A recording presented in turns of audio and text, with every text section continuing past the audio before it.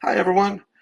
Just a quick note. If you just picked up your Baratza Encore ESP, after you get it out of the box, make sure one of the first things you do is check out what style of quick release knob you have installed on yours. I just purchased mine March 2024 and it came with the old style. Has a separate washer from the knob itself. Why is this important? Because this constantly comes loose when grinding.